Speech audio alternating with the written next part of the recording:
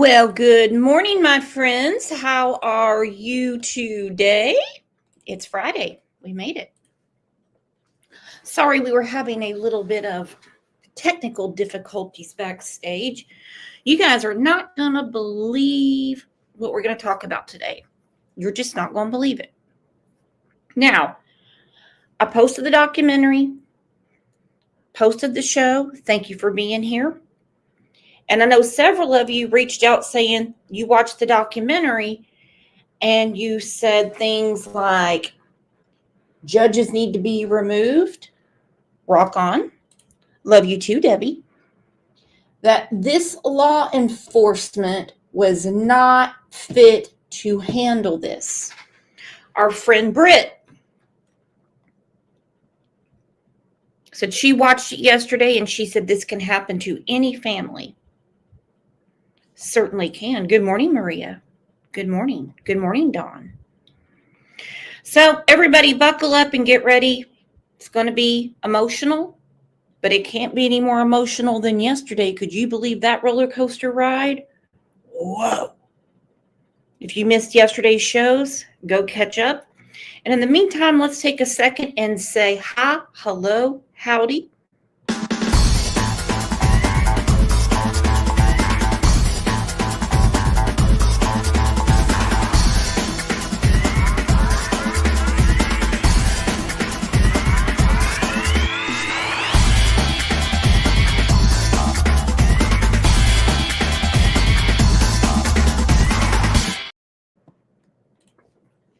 Okay, Bama Cat said, where can I find the documentary? I'm going to post it in chat. I also put it on our community tab. You know, guys, I put a lot of genius stuff on that community tab. Now, I do not live far away from this beautiful couple, Bill and Lisa. And I reached out to their son, Gabe, who is now one of our very respected state lawmakers. And so we've had some back and forth, like when would be the appropriate time to do this? Let's think about it. Well, we are here. We are here. If you want to see the documentary, I posted on the community tab and it's in here. But without further ado, I'm going to bring up some very, very special guests. And let's give them a Crime Lines and Lies welcome. Roll out the red carpet, grab the champagne, and start clapping.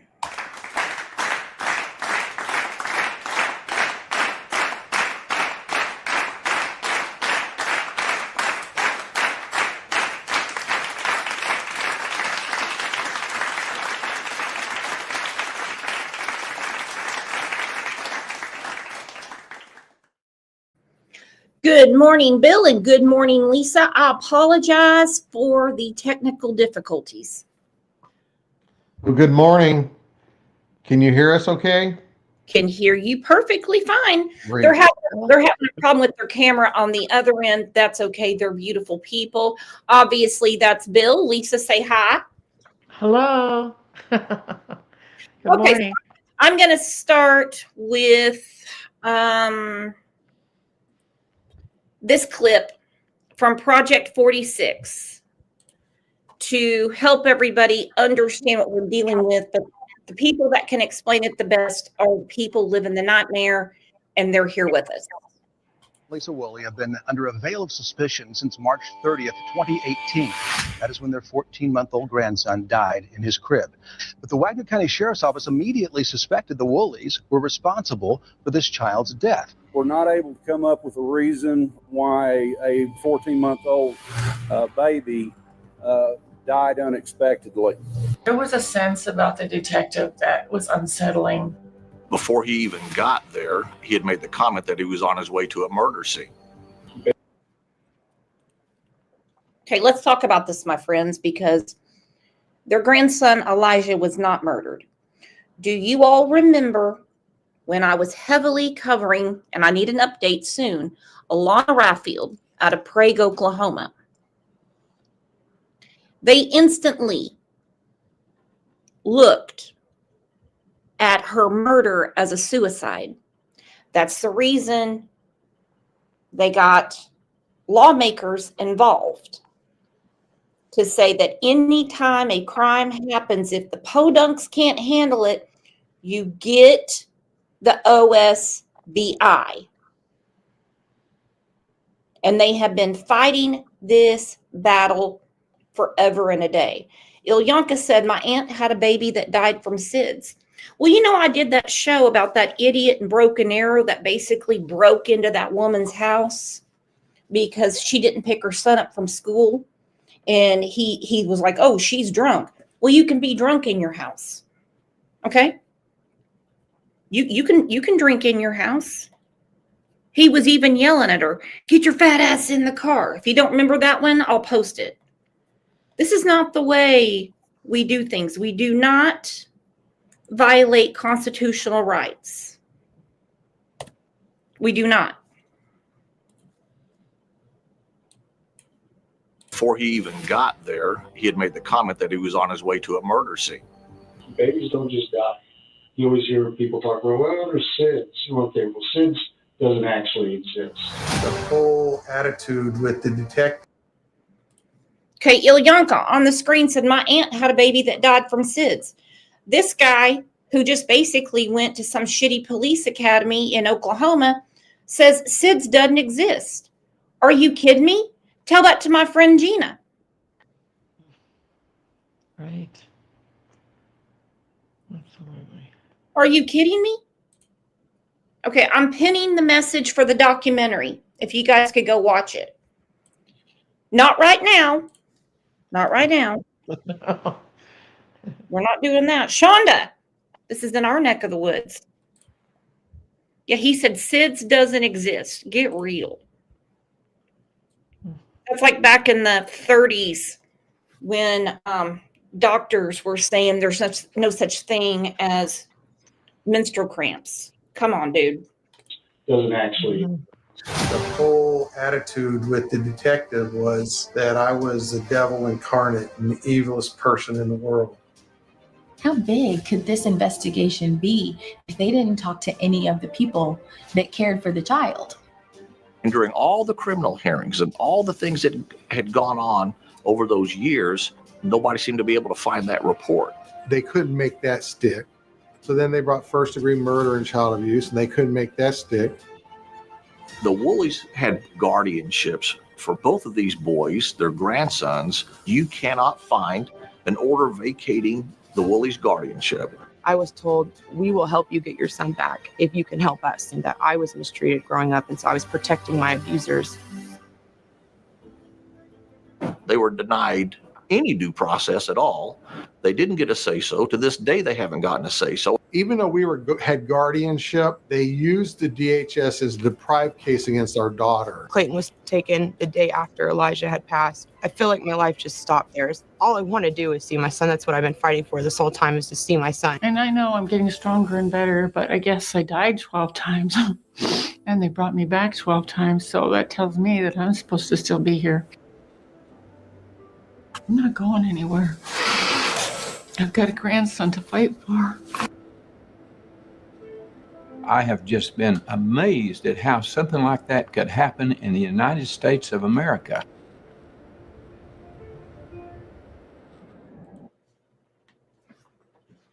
Amazing documentary. It needs to be everywhere. People need to understand their rights. I'm not saying y'all don't. I'm not saying that Bill and Lisa don't. They certainly know. Britt said the reports that stated such terrible things, you can tell that Clayton would never say things stated like that, in my opinion. I agree. Let's start from the beginning. Let's start from March 31st, 2018, if you don't mind taking us back there. Sure. So March, it was actually the 30th. I think that was Good Friday. And I'm sorry, that's my handwriting. That's my handwriting. okay, I think it was the 30th. What happened is, we got Clayton ready for school. We put the boys to bed the night before, but Clayton was going to kindergarten, and baby Elijah, we put him down the night before too. But we got Clayton ready for school and then got him off to school. And then after a little while, well, baby Elijah wasn't feeling that hot the night before. It looked like he was teething again. He was having drooling and a low grade fever and kind of some congestion and stuff. And he had been constipated for a little bit. So we were starting to get concerned and thought, well, if he's not coming through by tomorrow getting better, then we'll have to take him in. But he seemed okay, he was still acting pretty much himself. So anyway, when I went in to feed him after Clayton had already gone to school, it's when I discovered that he was gone. He had passed. And I yelled. And my daughter, my youngest daughter, 17 years old, Glory, she heard me and she ran in from the room right next door. Their bedrooms are right next to each other. So she ran in and I said, call 911. And so she immediately started calling 911. I was holding the baby's body and I was trying to get a hold of my husband who had already gone on to work. And I think the call got dropped or something. I don't know. But he ended up calling, seeing that I called him and calling me back. And then he rushed home to work, from work to here. So 911, the fire department's only about a half a block from our place. So they were the first ones here, the paramedics, and they all came in and started doing their thing and told my daughter that this looks like a classic case of SIDS. And then it was a little while before the sheriff's department people got here and the DHS people got here. The DHS supervisor came and he individually interviewed all of us. And then the sheriff's department people came and they had us each write out a little account of, what had happened. And then they put it, they put us all out of the house and they put that tape around the yard that, I don't know, I guess it's crime tape. I didn't know what it was at the time. Anyway, so they set us outside and the coroner came from the medical examiner's office and was inside the house with the detective. But before the detective had arrived here, while he was en route, he talked to his supervisor, who has a sworn statement to this effect, saying that the detective told him he already knows ahead of time that he's going to a murder scene because there's no such thing as an unexplained child death. There's no such thing as a SIDS death. And I want to say something about that right now. You hear that there is a death at a house. You don't just immediately assume it's a murder. Well, Normal people in don't. this case, he did. And detective, we have 4 sources, including himself, that has disclosed that he has a lot of unresolved childhood issues of his own. He was raised in North Tulsa. Apparently, it was a rough area where he was living, and he experienced abuse and saw abuse in his own family. He had a niece who was living with some elders' family from their church and had been sexually abused. And so he felt guilty for that, apparently. He felt like it was his responsibility to protect her, and he couldn't, and justice never really came, not real justice. So I really think that that's a lot of the reason that he sees through those lenses. I mean, my heart kind of goes out to him in that respect, but he's also had 7 years to really look at this and make it right, and he has refused, as they all have there. So I can't make excuses for that. But he also told judge he wanted to get a warrant, so he went right to the judge's house on that weekend and tried to get a warrant before he started the investigation, and told the judge the same thing, that he knows there's no such thing as SIDS, and so this has to be a murder. So this judge has testified at the Capitol building about our case last year.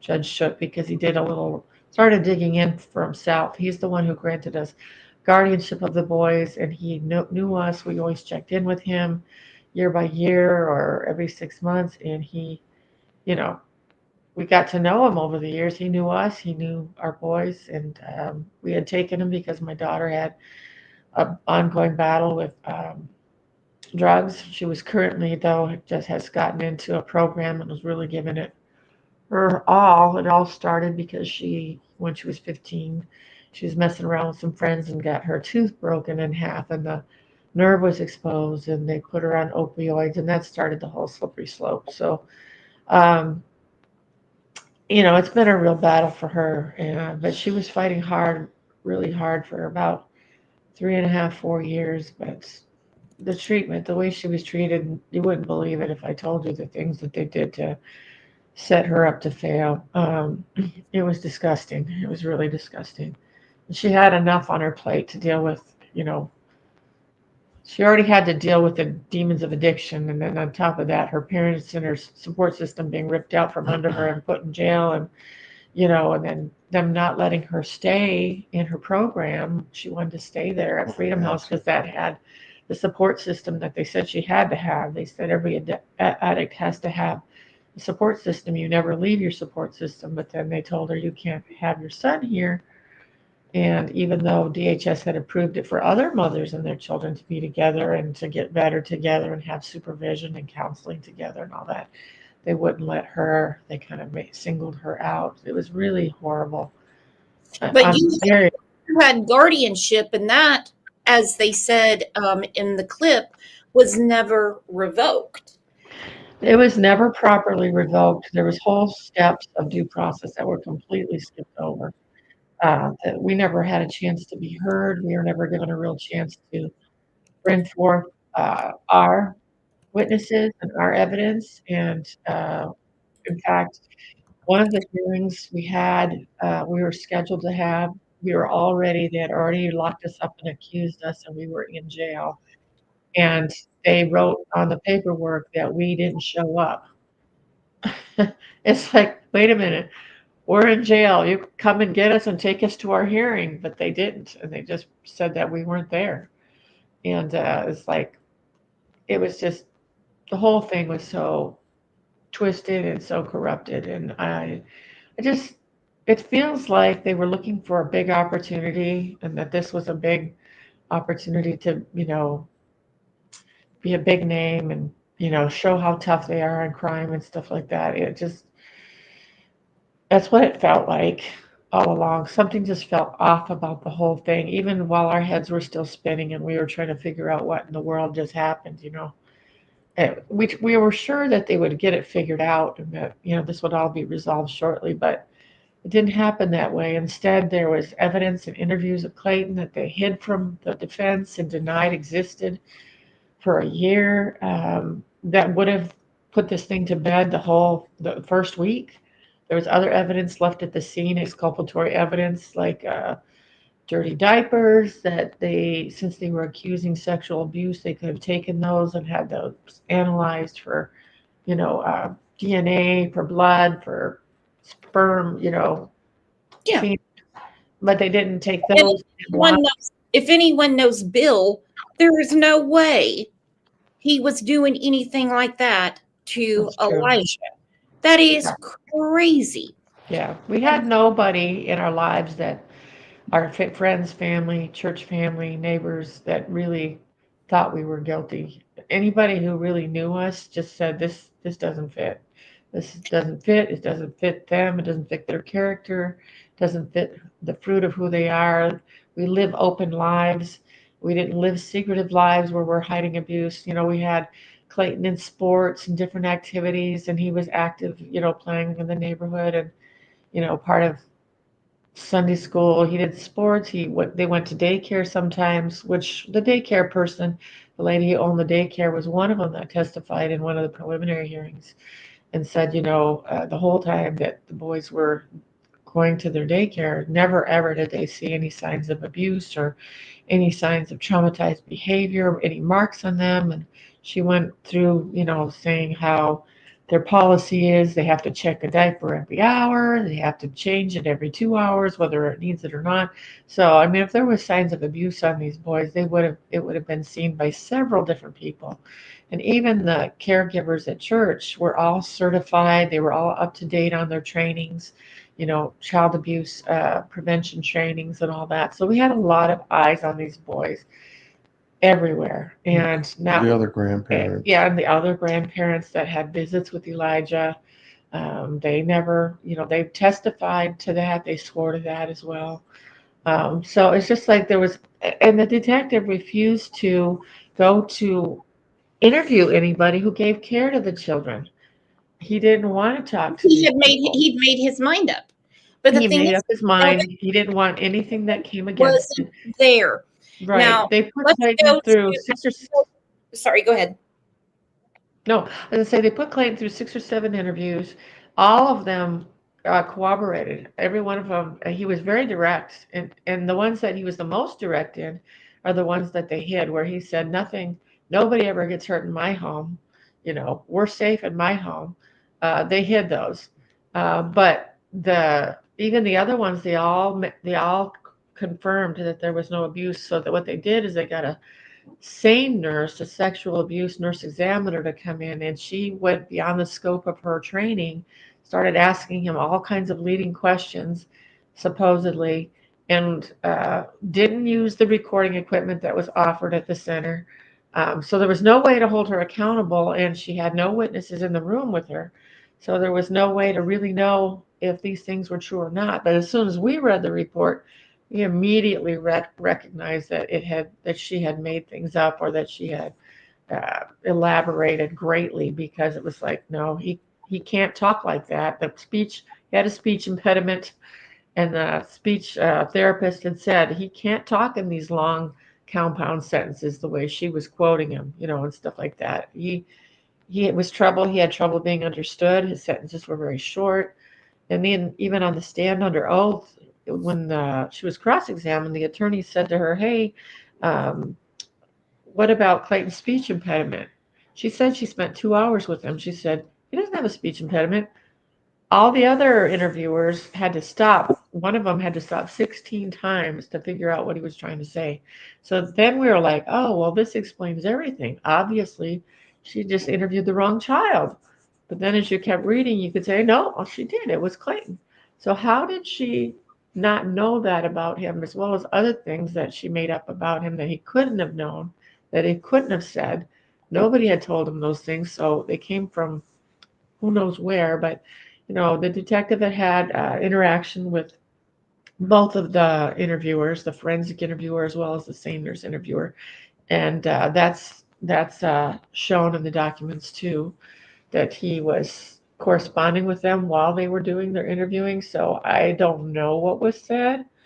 I know that you could have, in a case like this where emotions are so heightened, I think you could have just said, you might be this child's only hope, and that would make people feel like they have to come up with something in an interview.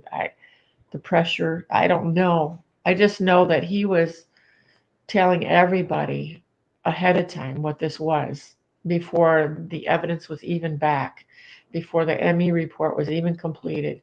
We were crucified and judged before anything happened. Even the sheriff got on the air proclaiming our guilt 5 months before we were charged with murder or abuse of the baby. And so that stirred up trouble in the community. Then we're getting death threats and being put in danger every day because it was presumed, and it was I not will just never presumed. understand why people do that. They really need to wait for the legal system. They need to let the system do its job. They do. And in this case, they didn't do well. They did in some respects, but you're still battling DHS. Right. Angel P said that nurse needs to lose her license. Let's go to, if you don't mind, the day you two were arrested. Just to let you know, she quit now. She's not doing that anymore. And we have a suit against her, and she has contacted our attorneys and wants us to settle outside of court. That's all I'll say about that. Okay, so you and your husband, Bill, which is unimaginable, were charged and arrested. If you don't mind, take us through that. And I don't want to, if there's something you can't say, we totally understand. Okay. What date was it when we got arrested? Well, it wasn't until 2 weeks after the baby died, so it was April 12th. Yeah. April 12th, they had called us into a hearing. And so we showed up under pretense of, we thought it was part of the guardianship And so we went to the hearing, and we went up. The judge called us up to his bench, and he's sitting there signing off on some paperwork and says, "Well, you're not here for any kind of hearing. You're getting arrested." And so the detective came out and arrested both of us.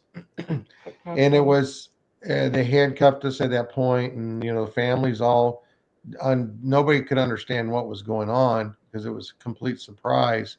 But what they charged us with was for sexual abuse of a minor under 12, and Lisa was enabling.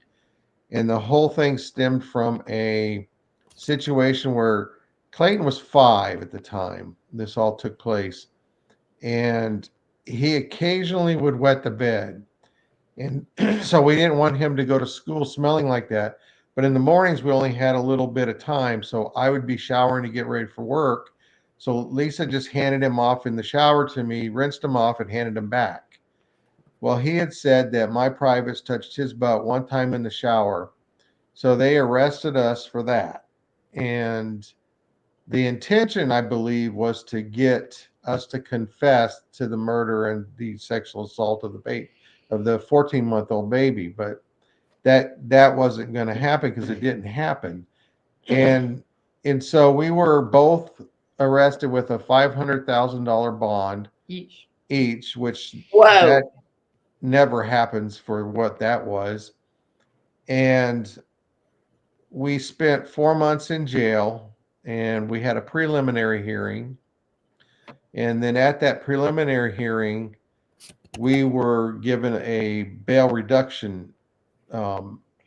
We put a motion in for that, a bond reduction. And they had agreed apparently they had agreed ahead of time for $25,000 bond for each of us. No, you're not. You're talking about the second one. You're talking about the. Oh, that's right. They reduced Lisa's bond 90% and my bond by 80%. Right. And so we were able to bail out at that point. It was primarily the same nurse that was on the stand and being cross-examined, and she was a wreck. I mean, she was backtracking, contradicting herself all over the place. I think they could see what a fiasco it was, and so the judge, lowered the bond tremendously. And up to this point in time, we had nothing. We were never arrested. I don't even think we had a traffic ticket for the last 15, 20 years. And so we've never had any encounters with the law outside of being good, encounters with, like supporting them and stuff like that. But it was, we've never had any issues in Wagner. We didn't even know who the sheriff was at the time. We were pretty ignorant, and that's not good. So they always have real winners over in Wagner County. Let me tell you, the minute you said Wagner County, because I forgot there's basically a line where you're at, where part is Wagner County and part is Tulsa County. Right. All right. So you're out on bond. You washed off Clayton. That is not a crime. My goodness. They know better than that. So now then they charge you with murder. Yes, we were out of jail for 4 months after the first preliminary hearing. And then just before Christmas, a few days before Christmas, they arrested us again. But this time, the charge was saying that we had murdered the baby. First degree murder. First degree murdered the baby, and that I enabled it, and that he was raped to death, basically, is what the detective was saying. And that he was, so anyway, they take, after we found the baby gone, they ended up taking him to the ME office, and the ME, does this report, and it seems to be a pretty thorough report. But everything she wrote indicates, like a normal rectum, normal this and that. But then she concludes her report by saying asphyxiation and blunt force trauma to the anal rectal region. And so it just didn't make any sense since there was no evidence of that. I mean, there was no blood, there was no semen, there was no DNA. DNA was tested twice. None of that. Like I said, they had taken all of our. There was no, I looked all this up. I told you. There was no tearing. Okay. Nope. Right. Right. And they were trying to say, the detective was saying that basically, yeah, that the same nurse said that he was raped every day of his life, pretty much from the time he was born. He was just over 4.5 pounds when he was born. If you can imagine that, and that how in God's name in his whole first year of life did none of his caregivers ever notice a mark on him when they changed his diapers or bathed them or anything. It's ridiculous. But, the detective had his mind made up, and the DA supported it. And they ended up in the end charging us, our family, 26 different charges, either amended charges, new charges, 26 times, 26 ways. It just felt like they were throwing spaghetti at the wall to see what would stick and trying to put pressure on us to try to get us to admit to something or to take something, but we wouldn't. And our attorneys understood that, so they would, try to make a deal with us, and our attorneys would say they're not taking jaywalking, they're not, So they dragged it out, and they used, we learned that there's a lot of ploys that get used in the legal system. We saw a lot of They do. patterns and stuff. They do when you have an overzealous detective and small town cops that want to prove their case. And Yes. some dummy's going to buy it. Debbie Elric said, I know I'm behind, but my granddaughter died of SIDS. What an idiot. Now, I'm going to remind you guys of a couple of cases that we have done where there is true essay going on.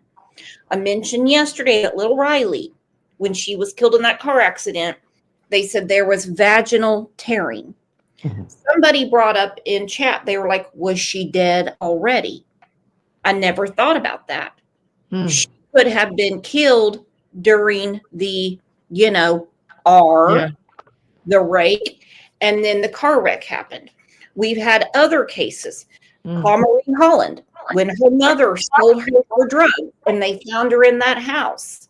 Right. Yes, she was raped, if you know what I mean. Well, Yes. she died from that rape. We're talking about a teeny tiny baby. Yep. Yeah. Never a mark, no scars, no DNA.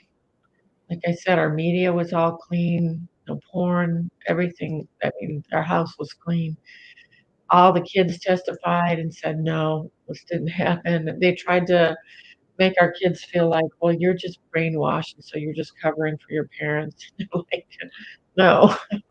Let me add to that. What they said was, that I would rape the baby every day in the living room, open, sitting on the couch, and Lisa would be next to me or on the other side of me, and Clayton would be playing on the ground, and nobody would do anything about it. With this train set. Yeah. So that, for a perpetrator first doesn't do it in public. That's Right. obvious. And we've also got our younger kids, especially Glory, running in and out. She still lives here, to get her, she was played in sports, so she was in and out all the time. We had neighbor kids that would come through, like, can Clayton come out and play, or can I have a popsicle? I mean, this is this floor plan is not closed. There's no doors. So the living room's open. I mean, it's just ridiculous. And that I would sit there and watch something like this and say nothing and just, like I said, watch television and clap my hands and eat bonbons. Are you crazy? While this baby is supposedly screaming and thrashing for his life, and yet there's no struggle marks on him whatsoever, no signs of anything. Nothing was there, not petechiae, none of the signs that you're supposed to be looking for in cases like this. There's none of them in her report, none of them. And so that's why when the other 6 experts stepped up, 3 of them were medical, 2 of them were psychological, and 1 of them was the head of the same nurses in Oklahoma. And we all agreed, there's like, this evidence doesn't support this. I don't know how she came up with that. This couldn't have happened. One of Bill's 2 psychosexual exams is actually where they measure a man's physical response to horrible pictures of children, provocatively dressed, and no response at all. They said, they corroborated each other because they were 2 different counselors from 2 different ends of Oklahoma. And it was just ridiculous to everybody. And right now, the DA's office is trying to say, well, we know because our expert told us, the ME in Tulsa. They fail to say that the Tulsa office, as well as the Oklahoma City office, lost their accreditation. I don't know when, 14, 15 years ago, never has been able to regain it, which means they don't have the same protocol, the same standards, the same oversight that you would have if you were part of NAME, which is the National Association of Medical Examiners. So it's very questionable, the whole thing. It's like you would not go to a doctor who said, well, I'm not licensed, but I want to practice on you anyway. Or, but yet people are getting autopsies and stuff done all the time in Oklahoma, not knowing that these people have lost their accreditation and have never been able to regain it. So it's kind of scary. It happened to the Alana Raffield family. Kelly Holcomb said, oh my God, I lived in Grove, Oklahoma for over 30 years. Beautiful lake, though. And these kind of things happened in Delaware County also. We were foster parents there and had a situation happen that my husband was accused of. This is insane. Rianne said, not to be graphic, but there's usually a brain bleed when that happens. That happened to Marie Holland. And I was looking again yesterday at the pictures of little Caleb Collins. Did you all see the panda eyes? I kept saying they were black eyes. That's from something else. I believe those two children were being essayed. Okay, not to interrupt you. I'm sorry. I'm just answering the chat. No. Yep, here we go. Kelly said, my husband had to watch flicks, like to see if he got excited. It was absolutely appalling. That actually is a necessary tool.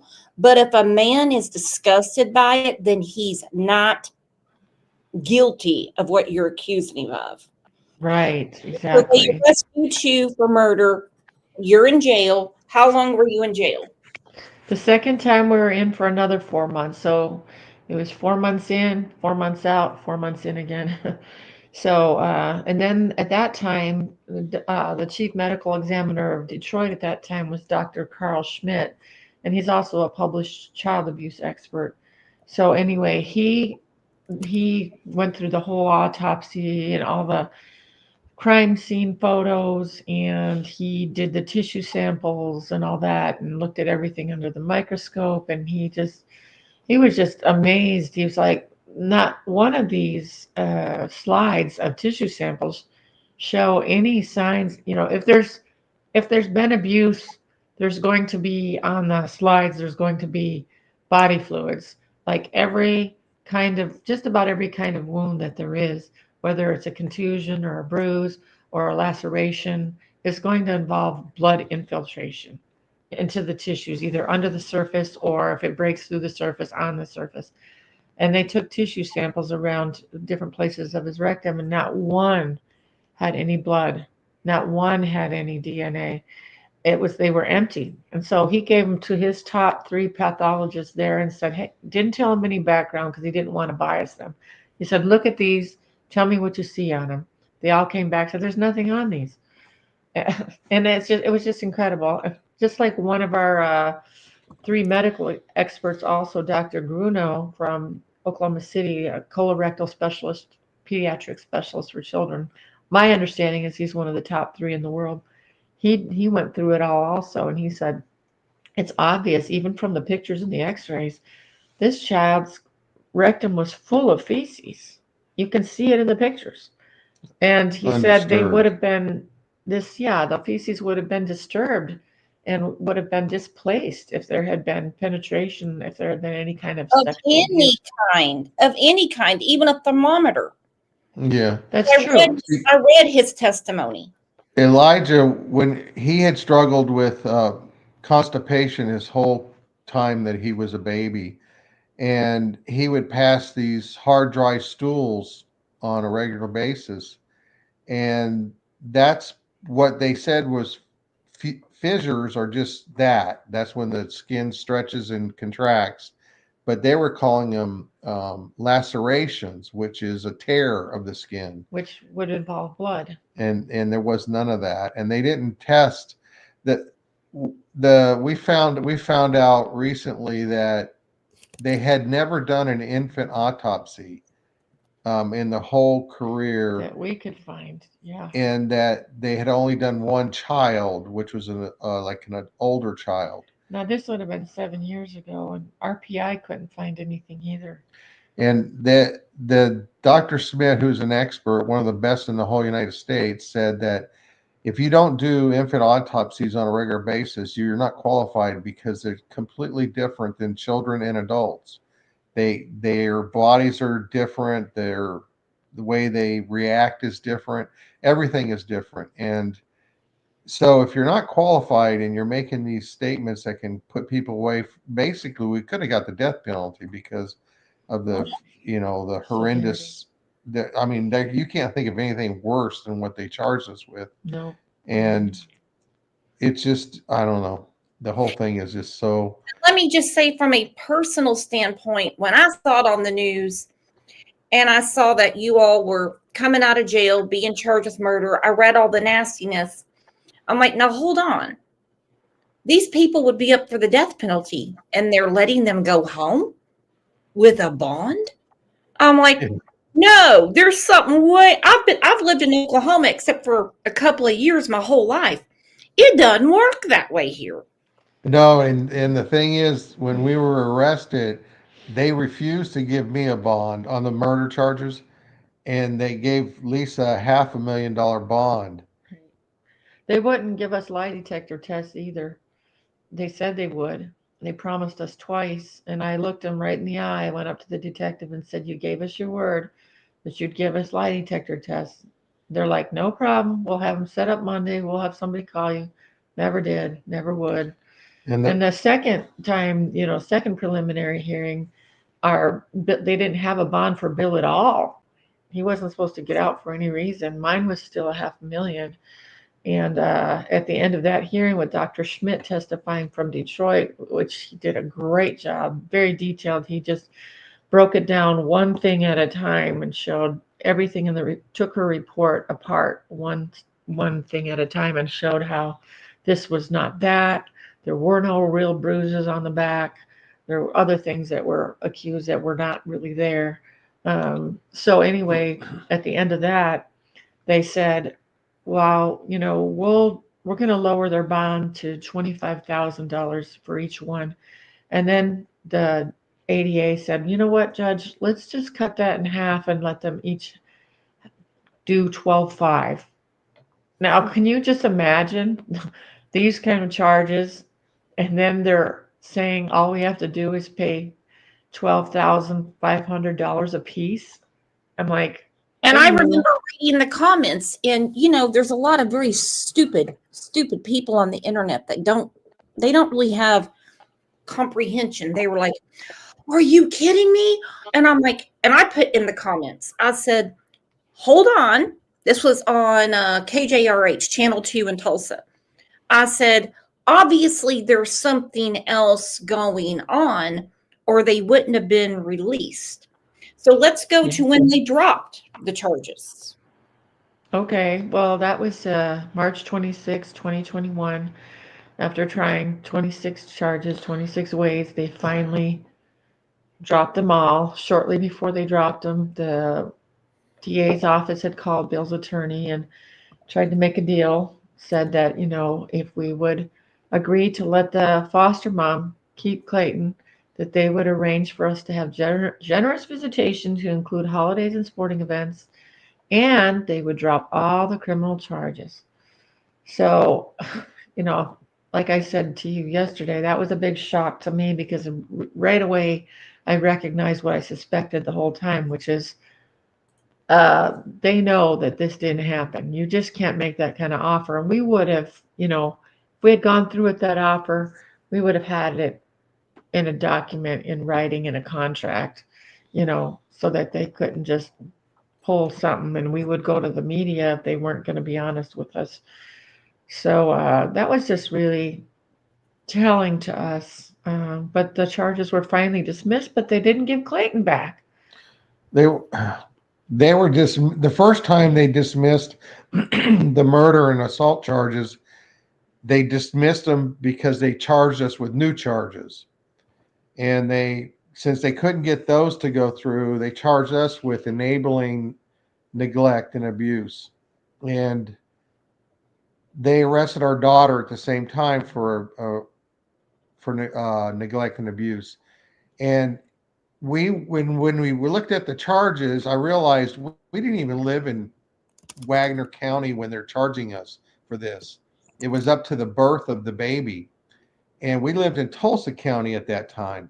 Mm-hmm. And so they didn't even look. And so when when I proved it to our attorneys, they put the motion in. So they amended the charges to be from neglect to abuse. Well, they I mean, no, changed to the dates to include up to his death. And they didn't even look when they put this in. They didn't even look to statute of limitations had already ran out by 7 months. And so when they found out that they were stuck again, they amended the charges again, and they changed the problem is they did a crime, and the judge was complicit with this because they had the charges set up for neglect, which is one law. So all they did was take the word neglect at the title out and put abuse in because it carried a 45-year statute of limitations. So they could get around the statute of limitations problem like that. But when you look at the law for abuse, none of it lined up for what they're charging us with. And so they left the neglect in there. They took two different laws, combined them in one. And we were at a hearing with our attorneys. This was during the COVID time. And so we were having it in the attorney's office, and the judge was in his chambers. And so we had a conference call, and this hearing was about all that. And our attorneys challenged the judge that you're breaking the law, Judge, because you can't go forward with this because it's not a law. They didn't break this law. Anyway, the judge says, I don't care. We're going to go on for preliminary hearing anyway. They didn't cite any law or any infraction whatsoever. Can you say what that is? Because I know a lot of judges got voted out in the last election. Judge Luton. John David Luton. He wasn't up for, he's appointed by Judge Kirkley, who's the district judge. So he was challenged, by our attorneys saying, what are you basing this on? There's nothing here. How can you do this? And the DA's office couldn't cite anything that was wrong, and he couldn't, and he just said, well, we're just going to push it forward to trial anyway. It was just like they just kept hanging on and dragging it as long as they could. Yeah, then it was just about 2 months after that, they dropped all the charges. Right. So we were actually charged with 26 felony charges, and they had to dismiss every one of them. And some would think that's the end of it, but it's not. No. And now the governor's father, he's putting it in front of his son saying, you need to look at this. And they're calling for, I put CPS in the title because that's how it's more commonly known. In Oklahoma, we call it DHS, Department of Human Services. They'll get you food stamps quick, but the rest of it, you're up the Illinois River without a paddle. Now let's look at this. To sound the alarms. We're not alarmists.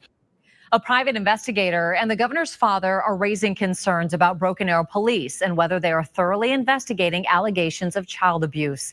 The child in question is part of a high-profile case Fox 23 has covered for years. I talked to both men making the claims and have BAPD's response in my Fox 23 investigation. You've likely seen this little boy's picture on yard signs, on billboards, and in a documentary Fox 23 has reported on previously. The latest allegations of abuse involving this child are against his now legal guardian, who works for the city of Broken Arrow. They're detailed in a recorded conversation between a whistleblower who works with the boy's guardian and didn't know he was being recorded and the mother's side of the child's family. As I listened to this recording, several people I've interviewed that don't know each other, have no way of knowing each other, all said the same thing. Or very similar, or the same anecdotes that Clayton would report to them. Eric Cullen is a private investigator for the mother's side of the family. He describes the abuse detailed in that recorded conversation. I listened to that recording as well. Being locked in a closet, being fed mustard sandwiches, which, by the way, only people that were very close to the family would know that Clayton hates mustard, sitting on Clayton and having to spank him with a belt, but understanding where she can get away with legally hitting him without leaving marks. It's the same type of abuse detailed in a previous Fox 23 report. Similar claims were made by a neighbor whose son is friends with the child. The neighbor was concerned every time the child ran away, something the boy has done multiple times, according to call reports from Broken Arrow police that Cullen requested. Cullen tells me he's working for free for the child's grandparents, Bill and Lisa Woolley. That's the couple who has fought to prove their innocence to get their grandson back after originally being charged with sexually abusing him and his baby brother, allegedly causing the baby's death 6 years ago. All charges were dropped by the Wagner County District Attorney 3 years ago. But dear Lord, Roxanne said, all because some county worker won't admit they made a mistake, and I call them all county workers in that county. The situation wasn't what they thought, so simple, and they wronged these people so badly. Yeah. Now, you would think it'd be a whole weight off their shoulders. The trials of Job are over. The DA dropped the charges. We're getting our life back, our reputation back. Clayton's coming home. No, now he's being abused within the system when he came from a safe and loving and warm environment. You cannot write this if you were John Grisham, and they were living it every day. I flat out asked Lisa the other day, and she probably about fell over when I said it. I'm like, and I didn't mean it in a bad way, but you're not charged with murder. You know, you're off the legal system's radar. I'm like, you know, he's been in foster care all this time. You know, do you want to go through this again? Do you really want him back? And she said, he's worth fighting for. And I was like, that's what I'm talking about. This is how real people act. So in these other cases where they just kind of give half a shit that their kid is missing, please listen to these people. Please listen to the Brandy Neals and the Tyler Vaughns and the Bill and Lisa Woolleys of the world. Please. DHS and the judge overseeing custody never gave them their grandson back or allowed the child to visit any member of his mom's side of the family. This is so evil. So evil. That's Pastor John Stitt, Governor Stitt's father, who's on the Woolley side. They've done nothing wrong. And even the district attorney, he had filed 22 different charges against the Woolleys, and all of them had to be dismissed because they've done nothing wrong. I'm going to try with every ounce of strength I have to get somebody to rescue him. He's talking about. What did you all think when you found out that the governor's father is like, I'm going to do everything I can? And let's face it, he knows a very powerful person in this state to get this resolved for them. Yeah. He, that was like 4 years ago, I think, that he knew he was connected to the pastor we used to have when we lived in Michigan, and somehow there was a connection there, and he heard about it and he called us, and then he started asking for all the evidence and the transcripts and the documents, and so then the more he read, the more he's like, this is crazy. None of this makes sense. So I was grateful that he took the time to really investigate instead of just, I mean, it's nice to be believed, but I don't just want to be believed in an unsubstantiated way. I want people to really be able to see what's going on, see the truth. So he's been quite a fighter. I wish that his son would not just listen to his attorneys and stuff, and he would, step up and really look at the things that they said they have promised they would look at, the evidence. It appears that they never have. And I don't know. That's disappointing. I can't wrap my head around it really or understand why he hasn't been really listening. Well, you really can tell the difference between, you know, an elected official who is for the people and one who's not. When they won't listen to the people, you know they're part of the system. And unfortunately, the governor hasn't listened to even his own father. He only listens to his attorneys, and they tell him there's no upside. This is too big. Don't get involved with it. But he wants to bring Oklahoma top 10 state in every area. Well, the biggest glaring zero in his whole state is DHS. It's one of the largest departments, and by budget and amount of employees, and they have one of the worst records. They've hurt so many families, right? And he's just refusing to get involved.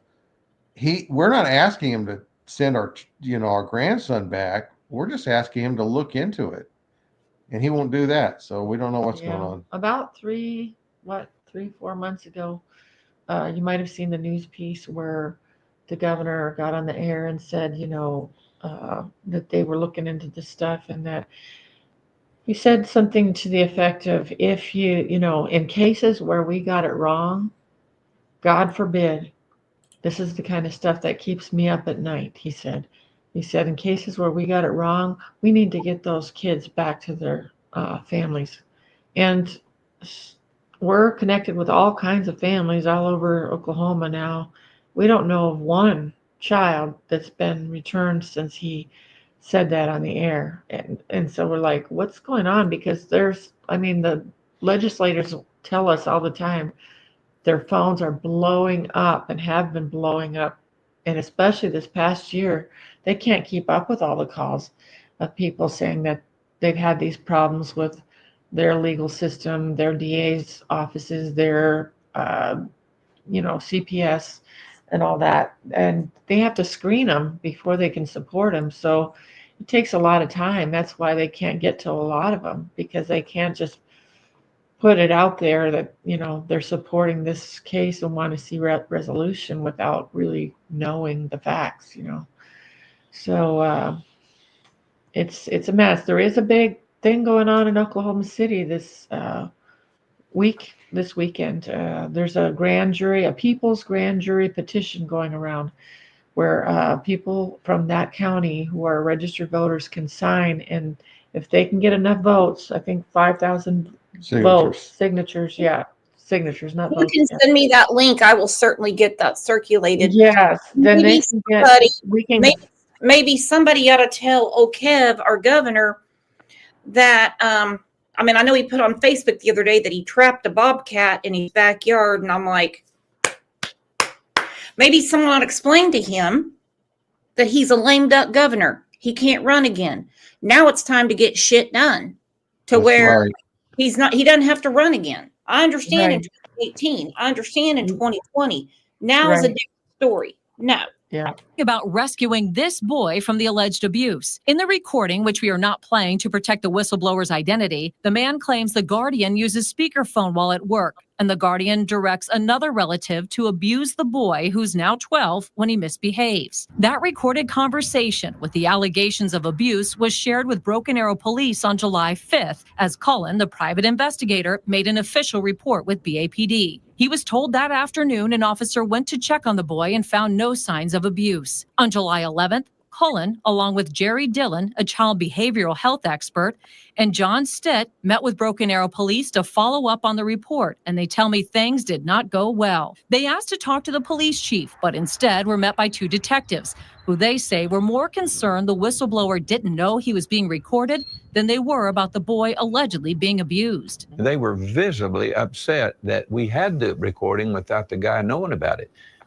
And truth is truth. They were letting us know they were very disappointed that we had that recording. Did you say, but Oklahoma is a single party state. So well, yes, you don't have to actually have the other yes. party's permission to record. Well, that's correct. And me being in the business I'm in, look, and they do it too. Sometimes you have. That's a slippery slope. It depends on what you're recording.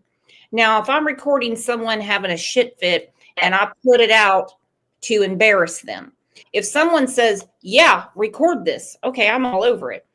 It depends on the scope of the recording, okay? And this was obviously a very important thing to record. Have to do it. And it's not for us to discuss. It's a law. The men shared with the detectives what they wanted to see happen. I said, take him out of that home and put him in a safe environment, bring somebody that he trusts, and let a professional come and examine him over a few days and find out the truth. And if he's not being abused, take him back. We're all agreeing with that. But if he is being abused, rescue the boy and let's get him out of that dangerous environment. What's wrong with that? 3 weeks after that conversation with BAPD detectives, the police chief visited Fox 23 for an interview about his upcoming retirement and a new effort to have officers work alongside mental health experts to combat domestic violence in Broken Arrow. We've got a victims advocate. We've got these mental health professionals embedded with officers, is really trying to spread the word to the public that if you have a neighbor or family member that's having a hard time, please reach out to somebody, because you never know if something's off. You may spot it, we may never spot it. After that interview, I asked the chief off camera about the new allegations of abuse toward the child. He told me there was no investigation and the governor's dad had not come by. And if there was a case involving a juvenile, he couldn't comment anyway. Days later, I followed up with their public information officer asking more specific questions. Instead of answering those or agreeing to an interview, BAPD posted this news release on social media, saying in part, law enforcement records involving juveniles are confidential under the law. The safety of children is our top priority, and that they will not succumb to the pressure of these third-party actors. Until something is done about this, we told them that we're not going away. We're not stopping. You told police that? Yes. The detectives, you're not going away, Oh, you're not stopping. Absolutely. Now, the private investigator and the governor's dad say they are genuinely concerned about the physical and mental well-being of the child based on his actions and what he shared with people he trusts. Now, they also tell me they've shared their concerns not only with police, but with DHS and anyone who could possibly do something. As you saw, we also did not name the guardian, as that person has not been charged with a crime.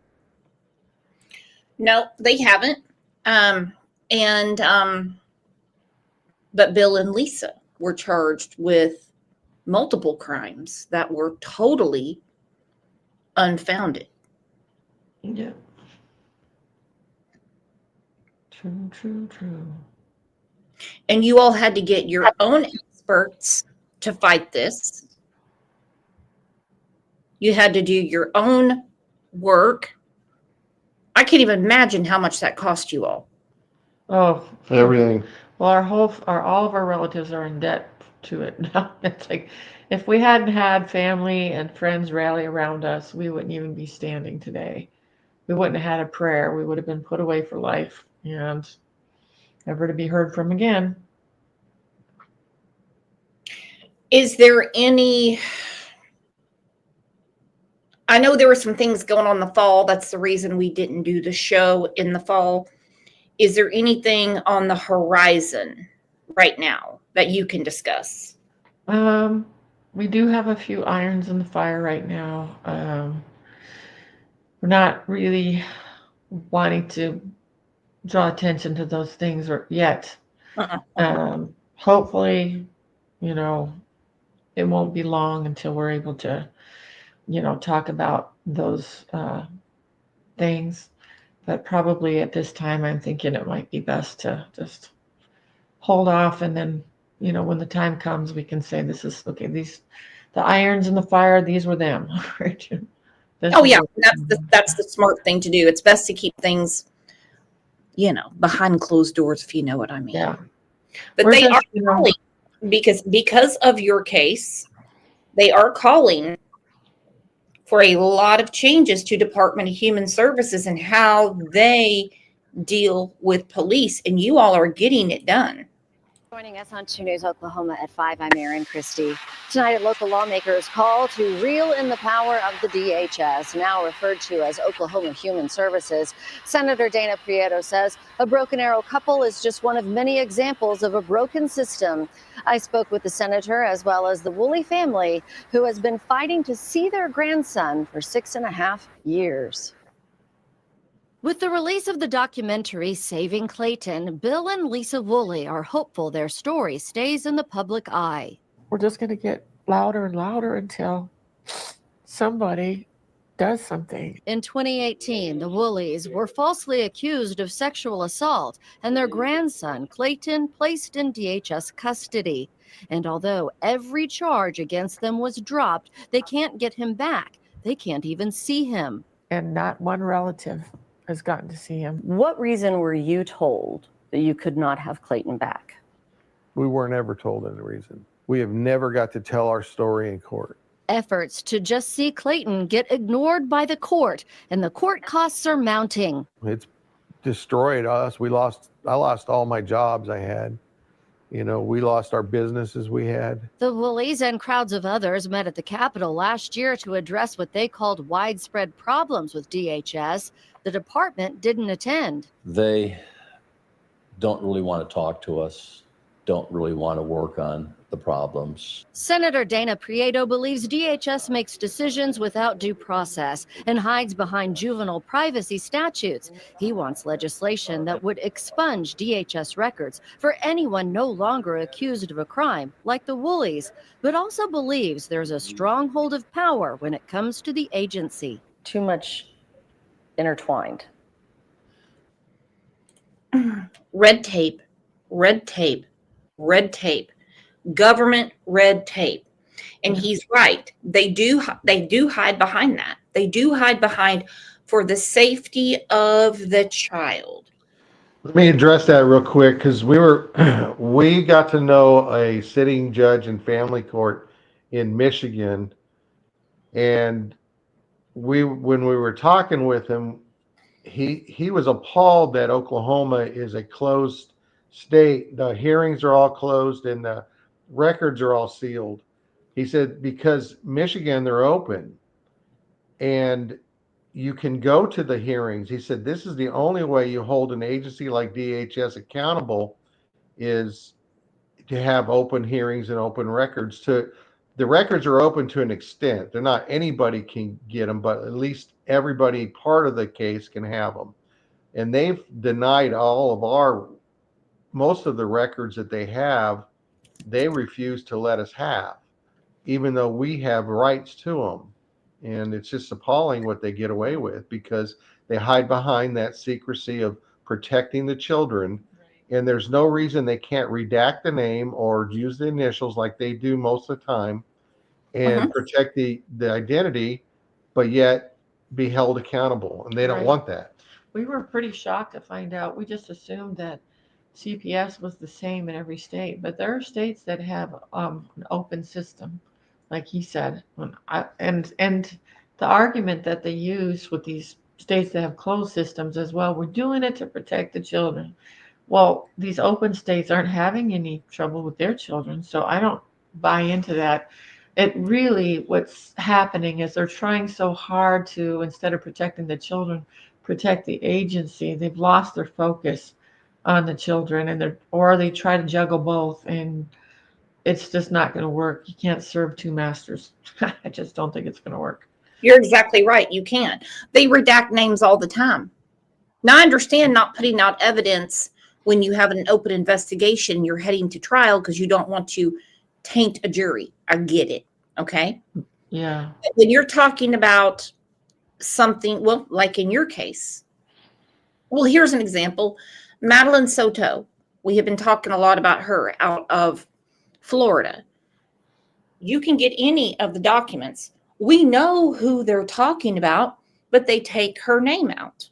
Right. It's called transparency. Yep. That's what's lacking. You know, it's sad, but Oklahoma has such a far-reaching reputation for corruption in this area, and even in the justice system.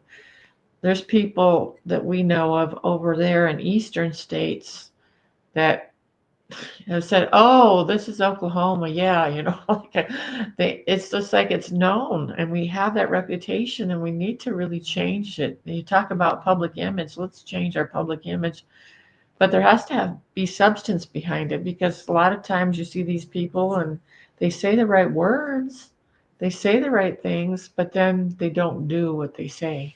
They don't follow through with what they say, and so it's just empty words.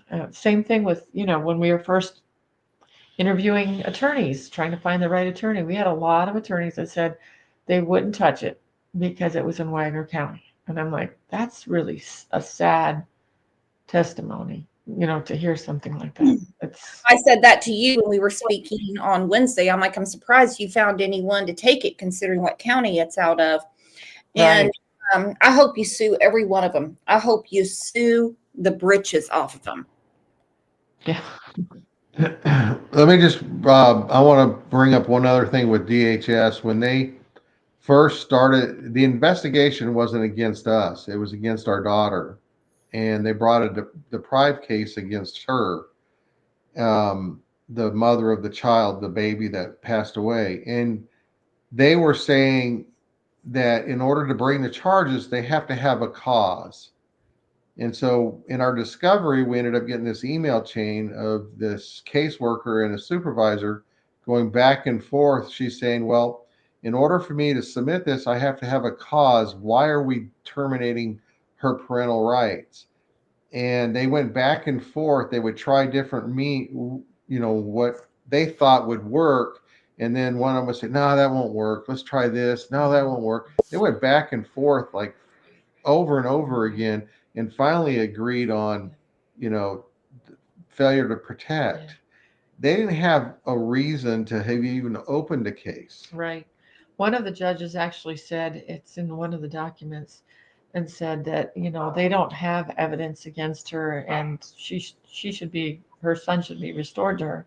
She was in such a good place at that time. She'd been working her butt off. She's in her second year of sobriety. She was in a place where she had stability, she had accountability, she had, she was going to classes, she was improving, she was doing all the things that they wanted her to do. She took parenting classes twice, advanced parenting classes twice, protective parenting classes twice, went back and cleaned up things from her past, got her high school diploma, just did all these things and then was working in management for them and helping with the new people coming in at Teen Challenge. She'd already graduated the program. She was in a great place. She was on staff. She was on staff. She was in a great place to be reunited with her son, but their goal was to keep him from any member of the family. They tried to do it with us by trying to, cut off our guardianship right away, and failed to do that properly. And then they tried to cut her out too. And so it was such a fiasco. The facility that she was in is in Chakota, Freedom House. It's been a facility for mothers with their children who are in recovery. And they've been DHS approved for the children to live there by multiple states, including Oklahoma. But because it was Clayton, they would not let the own natural mother have her own child when she's emotionally, physically, financially able to protect and take care of this child. And that's not even in our towns. She was over an hour away. So they refused to let her have her own child with her at that facility. And what's interesting, you hear these experts talk, and even Dr. Phil, you hear him and Robin Holiday, because they help people that struggle with addiction quite a bit. And they all say that people who struggle with addiction it's been shown and proven that they do so much better in recovery if they have a child to live for. If they get to maintain connection with the child, even though they might not have custody of the child, they get to maintain the relationship, they get to have visits. It just gives them something beyond themselves, to live for, a child that they love, and it gives them the motivation that they need to keep fighting and to overcome. Yeah, it's Totally see that. And I also see that Department of Human Services in this state makes a lot of money. Oh, they make a bunch of money, and a lot of it's in the middle management, and that's where people have told us, like our PI and stuff has said, that a lot of things get stuck in the middle management. Those people have been there for 20, 30 years, make a lot of money, and they don't want things to change. They don't want things to change. And so it's almost like there needs to be an overhaul. Well, like Senator Prado here that you're showing said in one of his, we had a press conference back at the end of the summer, and he was one of the speakers, and he said, DHS needs to be burned to the ground and then start over and build back up something new. And he kind of got famous for that quote, but it's true. I mean, there's so much. I don't even know if what they see. I don't know. There's just too much because fat. I can't. There's way too much fat in government. And Yeah. I mean, you have people that have been sitting at the same desk for all these years. They haven't done anything. And you've got people that are making $25 an hour and all they do is order off supplies. Hell no. Go shovel shit at the sod farm. I don't care what you do. Go on. Get off my tit. We pay too much in taxes. Yes, I was Their told power is just when I out of started looking control. into this, be careful, they'll start circling the wagons. Glory Woolley, Clayton's aunt, was only 17 when he was taken and also grew up in the home with her parents, Bill and Lisa. She believes this is not about saving Clayton, but saving face. If I ruin a kid's life under false pretenses that we made up, and then I have to reveal to the public and say, that was my fault, so sorry, oops, they prioritize their power and their stature and their authority over a child's life and well-being. I did hear from DHS, who said they're unable to comment on the situation due to those statutes. Wow. But they could drag you through the mud under false pretenses. Right. Yeah, absolutely. DHS is the only agency that I know of that has so much power that they don't have to submit to the Constitution. They don't have to submit to due process. Normally if you have an accusation against somebody, you're going to go down and you're going to file a report, and then due process is going to begin. The other side's going to get to bring their arguments and their witnesses. You're going to be able to get yours, and you're going to have a hearing, a real hearing, which in my, a hearing means both sides get to be heard. And but not DHS. They can decide that you're guilty, and they can decide, even if all the evidence is not substantiated and charges are dismissed, they can just hang on to it and decide that, you're guilty, and they don't have to submit to all those processes and steps that you're supposed to go through. They don't have to go file a report on you so that due process can start. They can just decide it and decide they believe it and ignore evidence. Every one of them, we've made a point to get all 6 expert reports to them and to the DA along with their CVs, and so that they have no excuse. They can see we're talking about renowned experts. We're not talking about some person nobody's heard of, but people that have pristine CVs, and have long established careers, like Dr. Block, the best, most well-known child abuse expert in Oklahoma and in some places around the world. He helped found the Justice Center for Abused and Neglected Children in Tulsa. I mean, he stepped up, and he's spoken for the prosecution hundreds and hundreds of times in court, and only twice has he stepped up for the defense after looking at the evidence, and we were one of those. It was the same thing with Dr. Schmidt from Detroit.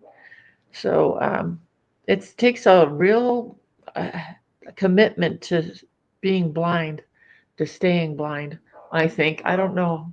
I don't understand how people do that, how they can ignore what's so obvious. The thing that everybody needs to be really concerned about with DHS here in Oklahoma is if somebody can put a call in and say something about anybody with no proof, no identity, no nothing, and they can go without any proof, without any, just other than their hunch or their opinion, and take your children away from you. And they are allowed to do this by having the police with them under threat of arrest if you interfere, and you have no say so. And then you don't have any say so fair in the process of trying to figure it out if it's real or not, because they don't have to prove anything. Right. What the judges do, they said, well, we defer to DHS because they're the experts. Right. And we're going to believe what they say and what the counselors say.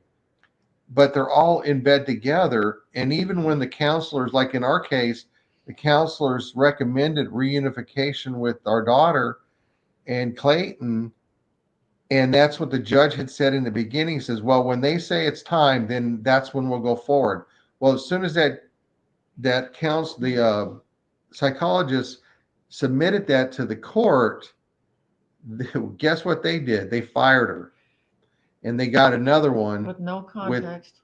And that's how they get around these things. They do what they want, and you have no recourse. You can't fight it because like when they brought in against our daughter, they were bringing in all the criminal information in through their reports and stuff into the court. And when the defense, when the attorneys for our daughter would say, Your Honor, you said that you weren't allowing that in, but I have to address that, they would shut him down, and they said, you can't bring that in. So we had no defense. It was insane what they went through, to the point that even the judge Brown, Elizabeth Brown from Adair County, said on the bench multiple times that she was going to do everything in her power to keep Clayton away from our family. That's how biased it was. And we can't get her to recuse herself. Now Clayton's home has had countless referrals, and they won't take any of them seriously. They just dismiss them as, oh, it's just a woolly thing, and that's one of the current arguments that's being promoted through the DA's office and the people up there at the Wagner County Courthouse is that they're trying to say, well, and this is what's being posted online by some of the people related to them, is that, honestly, come on, Woolies, do you really think that the DA's office and the judges and the DHS and the sheriff's department have all conspired together against you, that they would really do such a thing? That's crazy to think that, that many people are going to get taken in by it. And it's like, yeah, that's why there's a real criminal charge called conspiracy, because it does exist and it does happen. And there's a real thing called confirmation bias, because it does happen and it's a real thing, and people can do that. They can get caught up. The snowball's rolling down the hill, and they can just once the avalanche has begun, you got to move the cars. That's how it goes. I mean, Right. after something PDG, you disagreed with the Wells that DHS stole his kids, but now, having listened to Bill and Lisa, I'm beginning to wonder. Well, now remember, Candace had 2 children removed in Wisconsin. Candace had a child removed at the hospital in Arkansas. 3 children were removed in Tennessee. Sometimes CPS needs to get these children out of a home. And it seems like in a lot of cases, they wait too long. Look at the case of Josh Powell. They let him have visitation with his children. Look what he did. He blew the house up. Look at Harmony Montgomery. So we are not comparing Bill and Lisa to everybody else. Taste an apple and taste an orange and tell me if they taste the same. Okay, sorry. That's good. I want to say a little bit, if you don't mind, about disclosures, because that's one of the things they've always tried to get Clayton to disclose something, and they've had such a heck of a time doing it because he doesn't remember anything bad happening. So he always says, I don't remember. But some of the disclosures that they brought out early on is they said that somebody gave Clayton a lollipop and he opened it up and said, I have to practice. Immediately, they decided that that was sexual. This is the kind of thing that keeps happening. So anyway, we heard it. We were like, yeah, I know exactly what he's talking about. Because whenever he practiced his sight words and his spelling with me in the evening, if he did a good job and he didn't clown around, I gave him a lollipop. And he had to practice and he had to really put his focus on it to be able to get that lollipop. So there's things like that. They also said they had a code word they gave him for when he was starting to hyperventilate and stuff because he went into so much anxiety and meltdowns after he was taken. Never had any behavior problems until he was taken. All the school records were clean. All the child care, givers will testify. He was happy. He was friendly. He was loving, and they've turned him into something else. It's like, but there's anyway. So one of the other disclosures supposedly is one time when they said pick a code word, he said purple popsicle. I guess somehow somebody decided that that was sexual too. So we're like, yeah, well, we made homemade popsicles with those little kits you can buy. We would go to Sam's Club and we would buy grape juice in bulk and we would make popsicles all the time for him and the neighbor kids to share. And it's just amazing the way if your mind is like, twisted like that, or you're programmed to find evil, you're going to find it where it's not. And there's so much of that going on over the years and so much pressure. There's a syndrome we've recently learned about called child silence. Anyway, we've got some billboards going up about it. And the syndrome. I saw one of your billboards. There was one, I was going to St. Francis to have a mammogram. And I saw one of your billboards. Oh, yeah? And I had actually just gotten a text from you the day before, and I was telling my neighbor Linda about it. Okay, yeah. It's called child silence by injustice syndrome. And there seems to be starting to really become more of an issue. And we read through it and it was just like, oh my gosh, that's what they're doing to Clayton. That's how they're suppressing him. That's how they're trying to put pressure on him to get him to say things. And he just wants it to stop. I mean, he has said over and over again in countless records, can we just be done now? Can I just play? Can we stop talking about this? But the DHS worker and the supervisors just kept making things up and putting them in the records and putting them in the ISPs to be able to bias the judge. And when we called him out on it and said, hey, that's not substantiated. That's been made up. I mean, that's slander. That's defamation. And then we find out a few weeks later that the caseworker quit. You can only speak to children so many times because at some point power of suggestion comes in. And that's been a big question in the chat I was scared to bring up to you. Mm-hmm. How will you handle it and I believe you will, when you get Clayton back? Yes. How will you handle his mind? Because it's been several years. How old was he the last time you saw him? 5.5. And how old is he now? 12. How will you handle what's been put in his mind?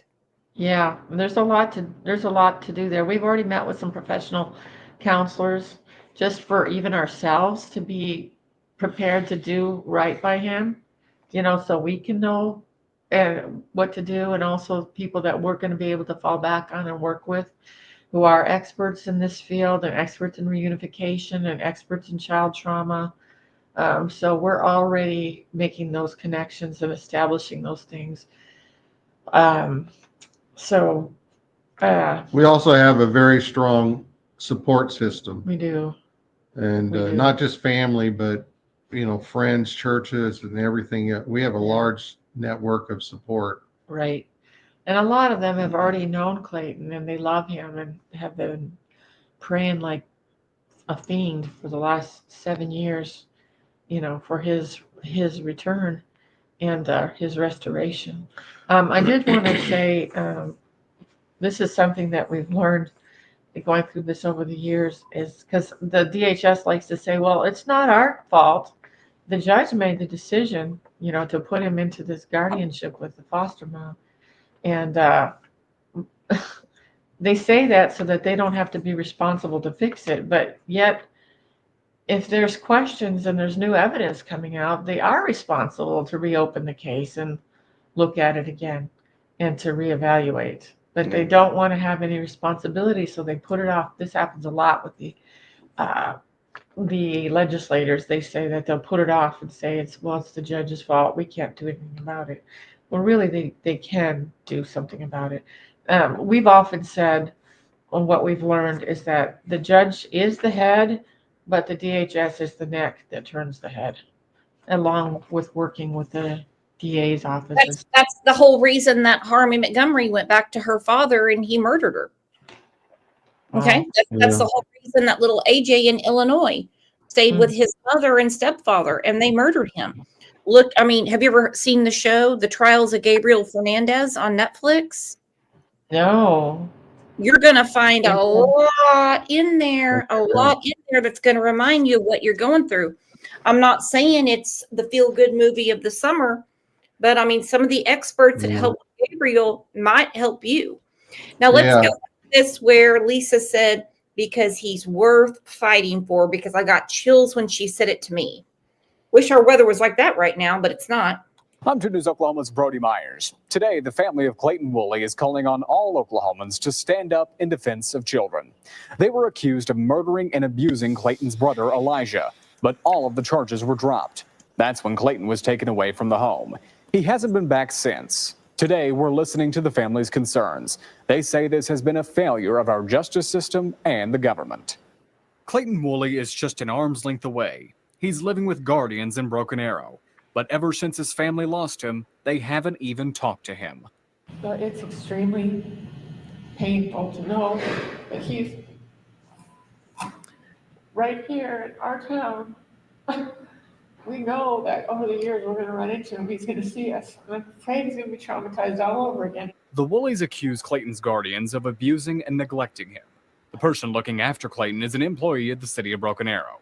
BAPD would not confirm or deny a possible investigation. But he is so worth fighting for, and that all of the suffering that he is enduring through this, that it's going to be for something bigger than him.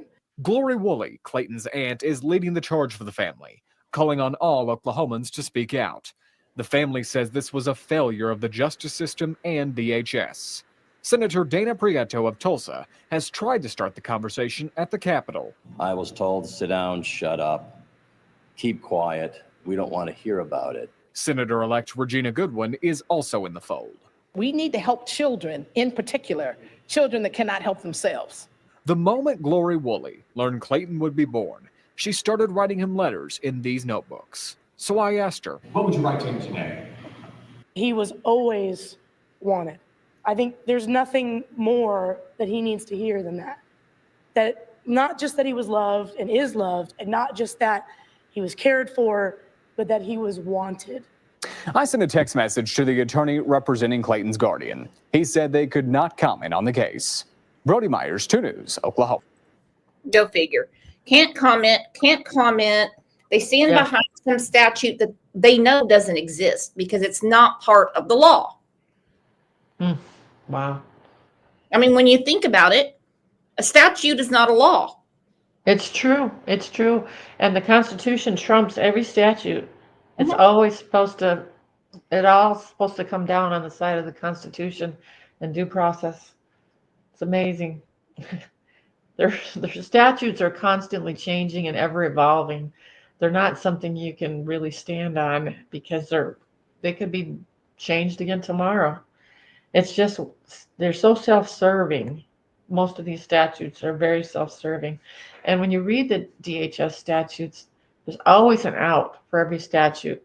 It'll say, we do this and this and this when this happens to a child, unless we don't think it's in the best interest of a child. So it's all subject to their personal feelings or opinion. You see that over and over again as you comb through the statutes. There's always a little loophole in there. so that there's no accountability to actually do what they said. It's like they'll say in this case, well, we had to take him, it was an emergency. Well, almost all of these kids they're sick, calling it an emergency. But then you're supposed to have this emergency hearing and you're supposed to be able to bring your evidence and your witnesses. And that just wasn't provided. And it's not provided for a lot of people, apparently. They just circumvent these processes and say, just check their box off and say, okay, we did this. We had this hearing. We did that. Sometimes they didn't do some of those things. But even when they didn't do them like you're supposed to do them, like the law requires. And the good news is if he has any access to the internet and he can Google his name, he knows his family's fighting for him. Yeah, he doesn't get to. They don't let him have it. They even took at school, they all get a tablet to use for work. They refuse, the guardians have told the school, you're not allowed to give him a tablet. So he's the only child in school that doesn't get a tablet. And he's bullied and made fun of because of a lot of the things that happen. So his classmates, we've known a few of them, his classmates, and he just hates it that he always has to be treated like the weirdo, always has to be singled out. Why can't he just be treated like other kids? And is so frustrated. And has expressed things that it's no use talking to people or talking to adults because nobody's gonna listen anyway. Nobody believes me anyway. So it's like, hearing that is so disheartening because you realize how beat down and how discouraged he is, doesn't believe that anybody really cares. I mean, how many times has he run away and the police haul him right back, knowing the guardian mom also works for the police department, and hauls him right back. There was one time when the neighbor had contacted us on the website saying that he knew him and said that, right by his house, it happened one time. And I don't know, 3-4 police officers were fighting with him. He was fighting like a madman not to be shoved in their car. And they put him in the car. He jumped out, ran the other side, and said, I am going to kill myself if I have to go back. Don't take me back. They're so mean to me. They're so mean to me there. Other neighbors saw the same thing. And that's just one of the times that it happened. There's been many, many, and not even all of them have been recorded like they're supposed to be filed at, the police department. But there's several that are. And it's really disgusting. It's the whole thing it just makes me really feel nauseated. Yeah. Now the system is really messed up because the same DA's office that prosecuted us criminally is the same office that represented DHS in court, in family court. Two different systems. They operate completely different. And supposedly the thing that everybody that was at the ADAs or who does the prosecuting, they were the ones who were prosecuting for DHS against our daughter. They were at every single hearing we ever had on the criminal side. They knew everything. They knew all about the expert witnesses. They heard all the testimony. They heard everything. They knew we weren't guilty, yet they persecuted us through the DHS side and were allowed to do that. And the judges, they're all connected. That's why they can conspire. Yeah. They all work together. None of them will stand up. It's like they just cover for each other and they just keep it going. Not one person is willing to. They say things all the time like, well, we've got to get along. We've got to work together. And if that isn't the epitome of a good old boy system, I don't know what is. But, it's just amazing to see how they won't break rank and nobody will stand up, really, really stand up because they don't want the backlash. They know that there's corruption, but they don't want it. And their job is more important to them than protecting children. Even though there's hundreds of jobs, thousands of jobs out there for some of these positions, they could get another job tomorrow, but yet they value their job more than they value protecting children and protecting families who they're sworn to serve and protect. it seems like when it comes to Department of Human Services, and I have this argument with people all the time. They're like, well, someone should call CPS. They should call CPS. I'm like, they're a government agency. Okay. They're not law enforcement. They're not, they shouldn't even be able to investigate. They really shouldn't. Right. And, and I don't like the whole, we all got it wrong and they can't just make it right. It seems to me that they're trying to protect themselves from a lawsuit. Ilyanka said, okay, Brooks, I'm going to let it loose. A boy abused became law enforcement. We know SOs, which means sexual offenders, usually abuse. That piggy is a sick bastard, and his own SO behavior is to get the law and CPS to mentally essay this poor boy for years. I never thought about that because I thought they had certain psychological exams before you become a police officer. But if over on the north side of Tulsa, he went through all of this and no fault of his own, then he is not upstairs equipped to deal with what he encounters on a day-to-day basis. If that makes any sense to anyone. Yeah. Jeez. Well, in order to be on the sheriff's department and to be a detective, the only qualification is you have to have a high school degree and go through CLEAT, their training system, which is pretty minimal. Right. And that's it. There's no other requirement. Right. And the sheriff, to be a sheriff, you really don't even have to have very much, really. And the sheriff in Wagner County is one of the top few sheriffs in the whole state that has the most lawsuits against them, big ones. In fact, getting ready to vote on a tax right now because of the Angela Liggins case, she died in the jail because they wouldn't give her medical treatment that she required. She was diabetic. Over a period of time.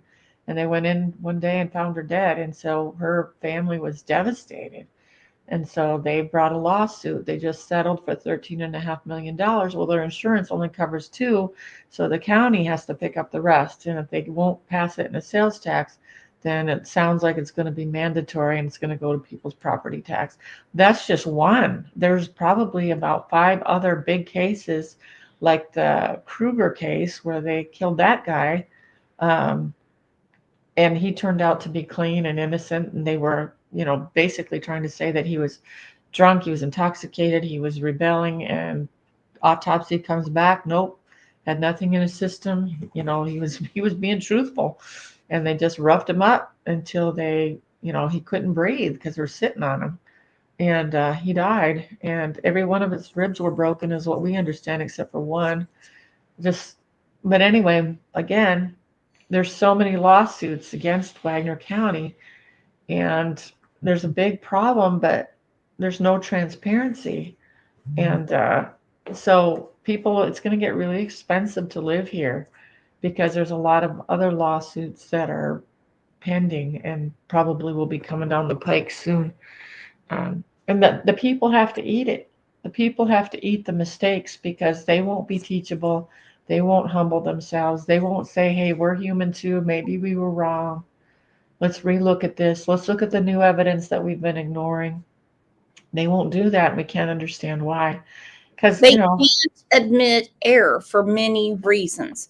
Little bitch, she lives in Oklahoma. She says Brooks, DH isn't going to admit and fix this because of fear of other cases that have been screwed up will also be exposed. Exactly. The discovery process will go on. And I want to make this clear. There are many, many, many, many people that work for child protective agencies that do amazing work. Yes. But when it's off their desk, remember, you're making mistakes with human lives. They have to protect the mistake at all costs. That is what I have seen over and over. But I certainly don't ever want to disregard the ones that do it right, because it is an agency, in my opinion, that is needed. Yes. We've got some very close friends, and in fact, one of them was the director of the Laura Dester House for Abused and Neglected Children before it shut down, whenever that was, 5 years ago, whatever. And she's stellar. I mean, her motives were always for the kids, always for family, always kept reunification like they're trained to do. That reunification is always the goal, always the goal. She's just wonderful. She was one of the witnesses that actually spoke up because she knew the boys since they were born, since they were just infants. And she saw them probably 5 or 6 hours a week. We were going to the same church. We didn't know her very well in the beginning, but she, is highly trained. She trained so many other investigators too that she was responsible for. She knew the signs to look for. She knew the behaviors to look for. She knew, all that. And she said there was never even the slightest inkling. That boy loved them, would run into their arms. She'd see, because sometimes Bill would come late to a church service, like on a Wednesday or something, and Clayton would just run and fly into his arms, and just, there was never any inhibition with him, never any fear. He was just, and he didn't know a stranger.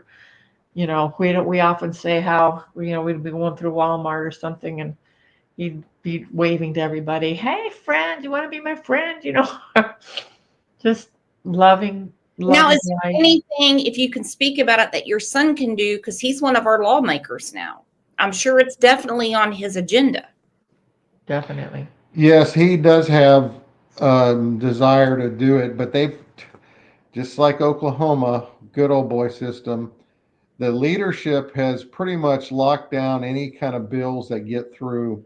They have to go through them to be approved to go to a vote. Like the pro tem. And this year they did something extra special. They created another committee after it comes out of the first committee. If it's worthy to become, a law, it has to go to a second committee to see if it's okay to go to the floor to be a vote. And then it also has to be approved by the leadership. So they've got it locked down. Only bills they want passed are going to get through. So he's learning the system. He's working with others to try to get changes. There's a good coalition there that all want to see changes, but there's a huge backlash against all the people who are trying to make changes because they don't want the change to happen. They love the system because they are in charge of it. They control it. It's just bad. And unfortunately, that's in every state. There's a good old boy system in every state, all the way to Washington, D.C., because there's a difference with writing a new law, saying, "Oh, there you go, we have a new law," as opposed to fighting the system that's in place and the bureaucracy. Like Rose, she said Tennessee's worse in her opinion. I'm seeing a lot of people. One person mentioned California, a lot of people. This is a problem everywhere. Yeah, it's definitely nationwide. And that's why, what we've come back to, the point is that we, the people, are the only ones who are going to make a change in this state. And if we, the people, don't stand up and say no more, it's going to stay the way it is. And that's part of what this grand jury petition is all about. If we can get 5,000 signatures out of Oklahoma City County that are registered voters, then it'll go to a grand jury. And if it goes to a grand jury, we're going to get a lot of indictments on all these key players. And they're going to fight like they have in Tulsa tried it. And the DA Kunzweiler actually interfered and told people they were breaking the law if they would sign it. And that's against the law to do. So they are trying to, do everything they can to not let this happen. So, that there's only so much time to get the signatures, and that deadline's coming up fast. On the 10th. Yeah, on the 10th. Just speaking of grand jury hearings, they took our daughter, the one that you just saw, Glory, to a grand jury hearing to try to get her to, throw us under the bus, I guess. And I don't know if you know much about grand juries. Apparently, like they almost always get the indictment. Maybe 2 or 3% of the time they don't get an indictment. And after hearing from their, the detective and their other witnesses, and then hearing from our daughter and the evidence, we don't get to bring evidence. Our side doesn't get to bring evidence. It's that they get to bring their evidence. They get to bring whatever witnesses that they want to bring. You can indict a ham sandwich with the grand jury. The problem, there's problems with different ones. Yeah. Yeah, absolutely. And with our daughter, what happened is they, I guess there was not 12. I guess there was like 16 jurors. It was a multi-county grand jury. Yeah, multi-county grand jury. So they started asking her questions like, well, how did this boy die? And da-da-da-da. And she said they looked like they had daggers in their eyes. And she just started, you can see how straightforward she is. She was saying, well, I'm not a doctor. I can't tell you that.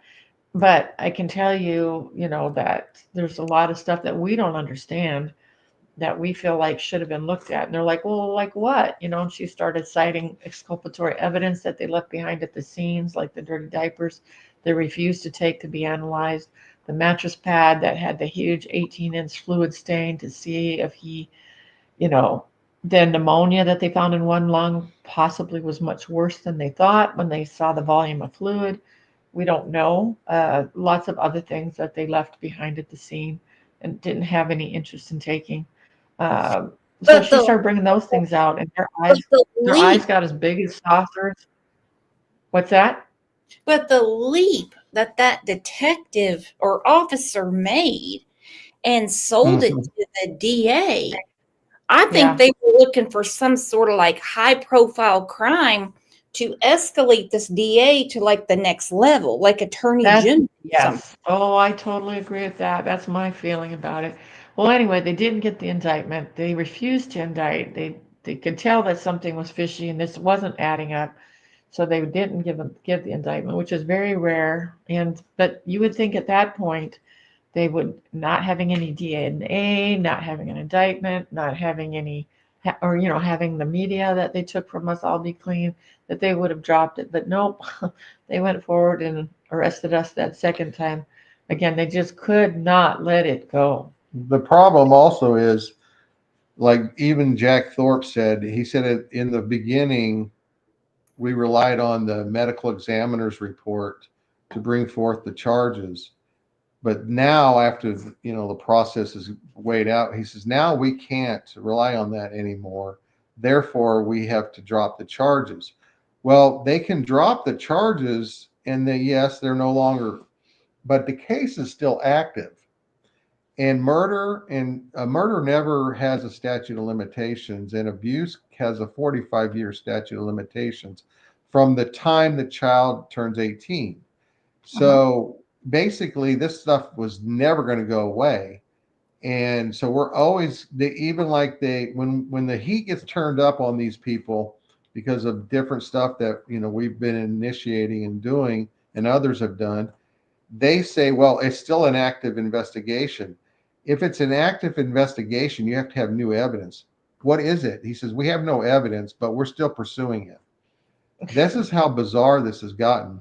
And so we're always under the cloud that says that we can be arrested at any point in time, even though they have nothing. They can bring new charges. They can bring new charges anytime they want because the statute doesn't run out. This is how corrupt our system has gotten. It's a lifelong prison sentence. And this is not just us. We're just one case that's gotten some attention. There is thousands of cases that are corrupt. Yeah.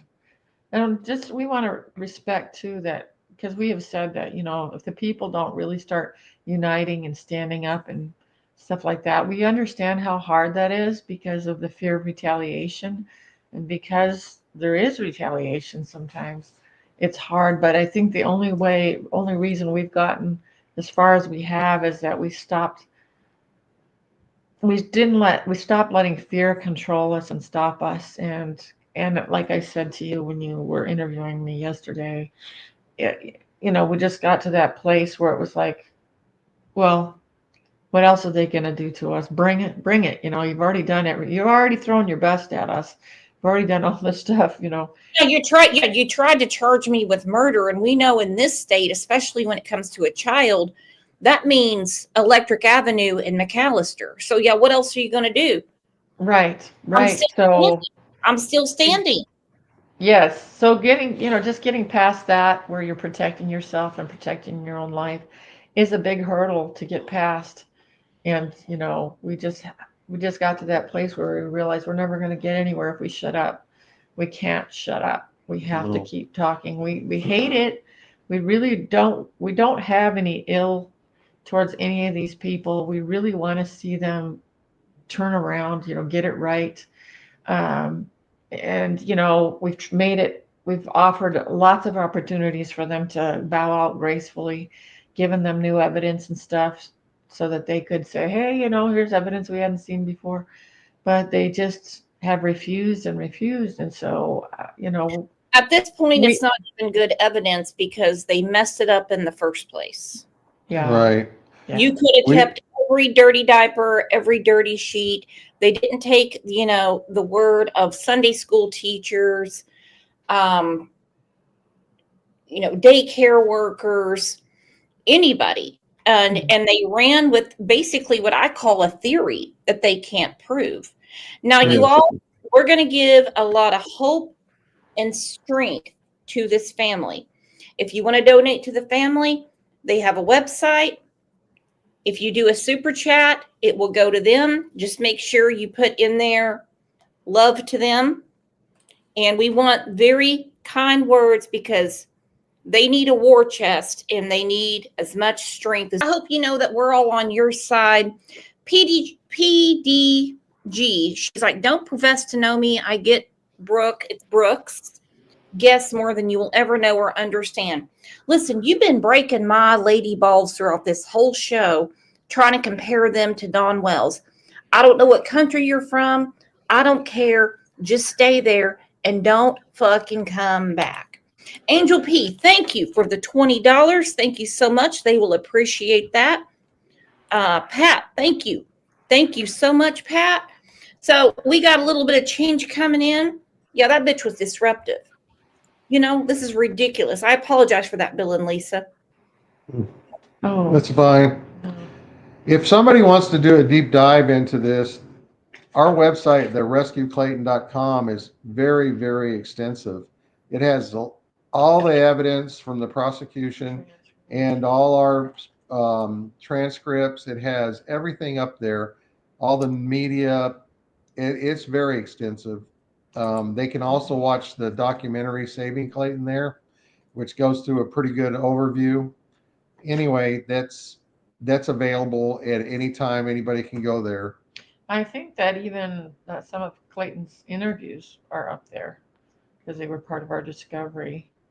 Okay, and I have put this in here right now. That is the website. The documentary is pinned. It's also in the documentary. And I just really hope everybody gets on board for this. Okay? Yes. Absolutely. And we really encourage people to please share the documentary and the website. The documentary is called Saving Clayton, and the website's called rescueclayton.com. And we need the light on this to stay on this. And so just share that every chance you get with anybody who you think would be willing to listen. I feel like if one person wins, there's so many people fighting right now, it will help everybody else as well.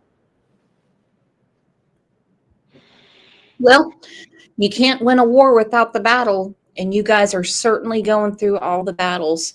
My hat's off to you. I look up to you. I admire you. You are absolutely amazing people because I'm telling you from experience, not my own personal experience, most people would have given up. They've been like, okay, not messing with this. But you guys are warriors in what you're doing, and he will see someday. Okay? Mm-hmm. Yes. He'll grab some kid's phone at school. He'll see something, and he'll see my family is fighting to get me. Right. I want to say to everyone, thank you so much for being here. Yes, thank you. And he actually did see a billboard once. I guess he started crying, and it said, "Your family will never stop fighting for you." That is I so guess apparently that really touched him. mad respect for the two of you and for all of you being here. Woo. I'm just so Yeah. happy that you all were here. You all Yes. enjoy the rest of your Friday. And if I don't see you in Discord or one of the Facebook groups, then I'll see you back here Monday morning. And I want to continue going through this case because there's some podcasts I want to go through. The website, I think we'll do in Discord. We'll go through the documentary together. And you all just have a very blessed and safe weekend. It's going to get chilly here this weekend, guys. Woo, they're even talking about ice Sunday night. Lovely. Lovely. All right. Love to you all.